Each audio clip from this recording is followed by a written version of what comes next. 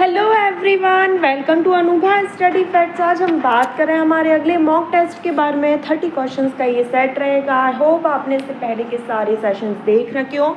अगर पहले के सेशंस नहीं देख रखे हैं तो आई सजेस्ट यू कि आप एक बार वो सेशंस देख लीजिए, इससे आपको बहुत ज़्यादा हेल्प मिलेगी। और ये मॉक टेस्ट के फॉर्म में आप इनको लेना, इसमें सारे प्रीवियस क्वेश्चंस जितने भी अपकमिंग ऐसा लग रहा है कि हाँ ये वाले क्वेश्चन पूछ सकते हैं, उन सारे क्वेश्चन को अलग अलग एग्ज़ाम से लेकर यहाँ पर रखा गया है। तो अगर आप ये सेशन देख रहे हैं तो आप बिल्कुल ऐसा मानिएगा कि आप कितने आउट ऑफ 30 कितने मार्क्स ला रहे हैं। और कमेंट्स में भी बताना मत भूलना कि आउट ऑफ 30 आप लोग के कितने मार्क्स आए। 4 मॉक टेस्ट लगा चुके हो तो आपका एक्सपीरियंस कैसा रहा, सब कुछ आप ज़रूर कमेंट्स में बताओ। उससे मुझे भी मोटिवेशन मिलता है और जो लोग वीडियो देखेंगे जब वो कमेंट्स पढ़ते हैं, कमेंट्स रीड करने की हैबिट सबको होती है, तो वो और अच्छा लगता है कि अरे इनके 27 इनके 26 आए तो मुझे भी इतने मार्क्स लाने चाहिए।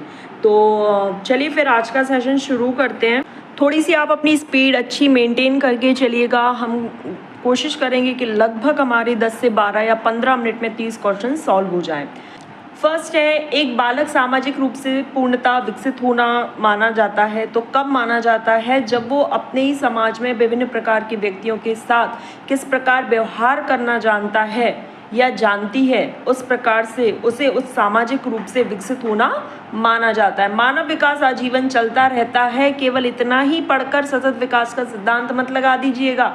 यद्यपि 2 व्यक्ति बराबर नहीं होते, प्रत्येक बच्चा अपने आप में विशिष्ट होता है, ये बात बिल्कुल सही है, किंतु सभी सामान्य बालकों में विकास का जो क्रम है वो एक सा रहता है। क्रम की बात की गई है तो समान प्रतिरूप का सिद्धांत, जहाँ पर सीक्वेंस सेम आता है। जैसे बच्चा पहले क्रॉल करता है, फिर धीरे धीरे खड़ा होना सीखता है, मतलब घुटने के बल चलना सीखता है, फिर धीरे धीरे खड़ा होना सीखता है, फिर चलना सीखता है, दौड़ना सीखता है। इस प्रकार से क्रम जो है वो सब में समान रहेगा, लेकिन गति सब में विशिष्ट होती है, सबकी अपनी अपनी अलग अलग होती है। आनुवांशिकी के जनक ग्रेगर जॉन मेंडल हैं। डैश के अनुसार नैतिक विकास से तात्पर्य बढ़ती उम्र के साथ विभिन्न क्रियाओं का सही या गलत होने के बारे में सोचने की जो क्षमता है, उसमें जो परिवर्तन होता है। ये स्टेटमेंट वाइज क्वेश्चन है, वर्ग 3 में से क्वेश्चन आते हैं। मैंने आपको बहुत बार बोल रखा है, जब भी इस तरीके के प्रश्न आए तो प्लीज़ आप नोट डाउन कर लिया कीजिए। Baron will be the correct answer. Down syndrome जो होता है वो ट्रायसोमी ऑन 21st क्रोमोसोम की वजह से होता है। B option will be the correct answer. मानसिक स्वास्थ्य के संदर्भ में कौन सा कथन सही नहीं है? यह एक गतिशील संकल्पना नहीं है। लो, यही क्वेश्चन, यही ऑप्शन गलत हो गया है। गतिशील संकल्पना, भाई मानसिक स्वास्थ्य, मानसिक मतलब आप कितना अच्छे से चीज़ें सोच पा रहे हो, समझ पा रहे हो, इसको हम क्या बोलते हैं? It's all related to cognitive development, जहाँ पर प्रॉब्लम सॉल्विंग, रीजनिंग, थिंकिंग सब कुछ आता है। ठीक है, चलिए। जीन पियाजे के अनुसार संज्ञानात्मक विकास की अंतिम अवस्था, ये तो हर कोई बता देगा। जल्दी से बताओ कमेंट्स में क्या होगा? अमूर्त संक्रियात्मक अवस्था, फॉर्मल, ऑपरेशनल। औपचारिक संक्रिया की अवस्था 11 से लेके एवब। ठोस वस्तुओं पर आधारित मानसिक संक्रिया, देखो क्वेश्चन यही खत्म हो गया। ठोस पूछा है मतलब मूर्त पूछा है, मतलब संक्रियात्मक अवस्था, समझ रहे हो आप? मूर्त, संक्रियात्मक अवस्था, कॉन्क्रीट, ऑपरेशनल। विकास की किस अवस्था में एक व्यक्ति व्यावसायिक समायोजन की समस्या सबसे ज़्यादा अगर एडजस्टमेंट की बात आती है तो वो किशोर अवस्था, टीनेजर होती है। संज्ञानात्मक विकास के सिद्धांत के अनुसार विकास की किस चरण में व्यक्ति संभावनाओं की कल्पना कर रहा है? कल्पना किस में करेगा? तो औपचारिक संक्रियात्मक अवस्था। औपचारिक संक्रियात्मक अवस्था मतलब किशोर अवस्था। विकास कभी न समाप्त होने वाली क्रिया, यहाँ आप लगा सकते हैं निरंतरता का सिद्धांत। निम्नलिखित में से कौन सी प्रक्रिया वाले अवस्था के दौरान सीखने से संबंधित नहीं है? तो देखो तर्क वगैरह तो हालांकि नहीं होता, प्रतिबिंबम हाँ थोड़ा सा कह सकते हो, लेकिन कल्पना तो बिल्कुल भी नहीं। उस समय बच्चा किसी भी चीज़ की कल्पना नहीं करता। वैसे ये चारों ऑप्शन ही गलत है, इसका बोनस मार्क्स मिलता है, तो अगर आप लगाएं तो कल्पना लगा सकते हैं, अदरवाइज ये चारों ही ऑप्शन गलत है। कौन सा रोग वंशानुगत है? तो फिनाइल कीटोन्यूरिया। किसी कार्य की वह उच्च सीमा जिस पर एक विद्यार्थी उसे कार्य करने को स्वतंत्रता पूर्वक कर सकता है, जल्दी से बताइए। किसी कार्य की वह उच्च सीमा पूछा है, अगर उसी दायरे में रहना होता तो समीपस्थ विकास का क्षेत्र होता, लेकिन अगर विद्यार्थी इस कार्य को स्वतंत्रता पूर्वक कर रहा है, किसी की हेल्प नहीं ले रहा है, तो वो वास्तविक विकास का स्तर है। ध्यान रखना, प्लीज कंफ्यूज मत होना। इस क्वेश्चन को मैं एक बार और बोलती हूँ।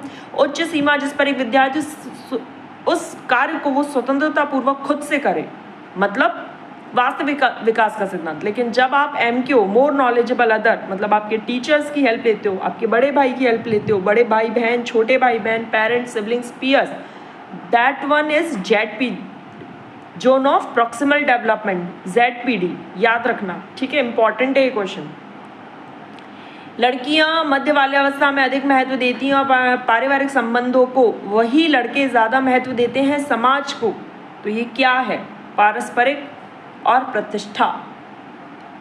भाषा, कौशल और भाषा ये तो होगा ही नहीं, प्रतिष्ठा। निम्न में से कौन सी ग्रंथि व्यक्तित्व विकास को प्रभावित नहीं करती? पिट्यूटरी, एड्रिनल, थायराइड करती है, लेकिन पीनियल जननांग से संबंधित होती है। जैसे जैसे पीनियल घटती जाती है तो जो रिप्रोडक्टिव ऑर्गन होते हैं उनका विकास बहुत अच्छा होता जाता है। संज्ञानात्मक विकास का तात्पर्य, संज्ञानात्मक, it's related to brain, it's related to problem solving, reasoning, thinking, ग्रहण की गई संवेदी सूचनाओं का रूपांतरण, ग्रहण की गई सूचनाओं का विस्तारण, पुनः प्रस्तुतिकरण, बिल्कुल तीनों। विद्यार्थियों में सहयोग की भावना विकसित की जा सकती है।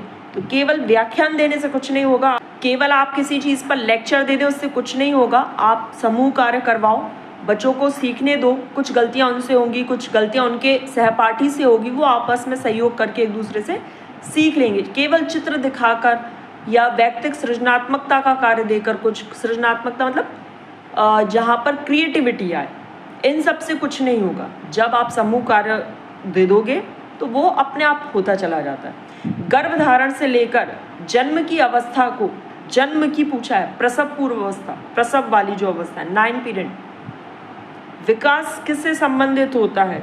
विकास सभी से है, वृद्धि, परिपक्वता और आयु।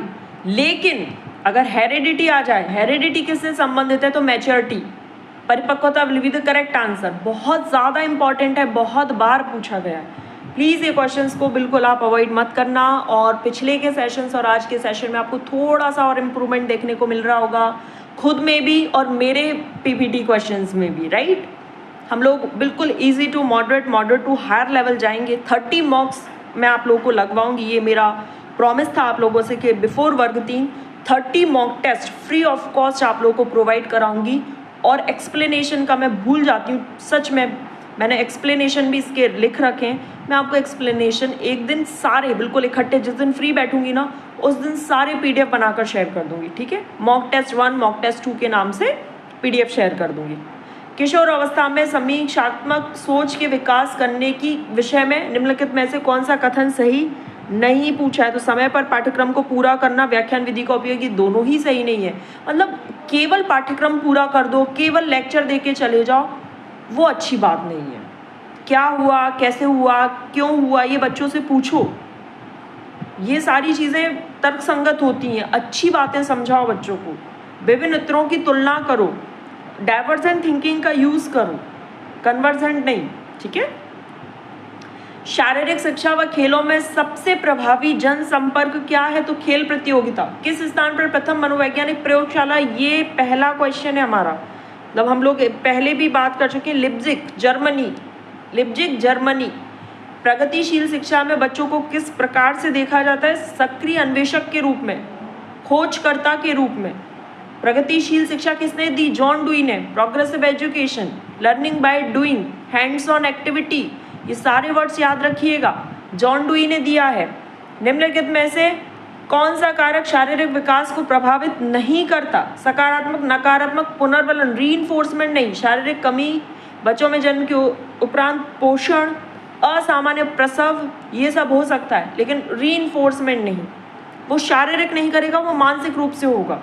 अगर मैं आपको बोलूँ कि आप ये वाला काम कर लोगे, मैं आपको एक चॉकलेट दूंगी, तो वो कहीं ना कहीं मेंटली चलेगा, फिजिकली इतना ज़्यादा अफेक्ट नहीं करेगा। किशोर के मानसिक स्वास्थ्य को उत्तम बनाने में निम्नलिखित में से किसकी भूमिका अहम है? शिक्षक, पाठ्यचर्या, विद्यालय अनुशासन, सबकी, सभी की। मानसिक स्वास्थ्य विज्ञान नियमों का समूह है जो व्यक्ति को स्वयं और दूसरों के साथ शांति से रहने की योग बनाएगा। तो स्टेटमेंट वाइज क्वेश्चन है ये, कॉल्सनिक का है ये। व्यक्तिगत विभिन्नता के कारण है, तो पर्यावरण और वंशानुगत का गुणनफल, ध्यान रखना, गुणनफल। निम्नलिखित में से कौन सा पियाजे के अनुसार नैतिक विकास का स्थान नहीं है? नैतिक अधिकार, यथार्थवाद, समानता, सापेक्षता, अधिकार नहीं। तो गाइज यहाँ पर हमारा सेशन कंप्लीट हुआ। As I have told you कि 10 मिनट में हम 30 क्वेश्चंस को डिस्कस कर लेंगे। तो देखो 10 मिनट में हमने अपने सारे क्वेश्चंस को डिस्कस कर लिया। आई होप आपको सेशन पसंद आया तो डू लाइक शेयर सब्सक्राइब, ज़्यादा से ज़्यादा शेयर करो, उन लोगों तक पहुँचाओ जो लोग वक्त इनकी तैयारी कर रहे हैं। नेक्स्ट सेशन में मिलेंगे। Thanks for watching this video.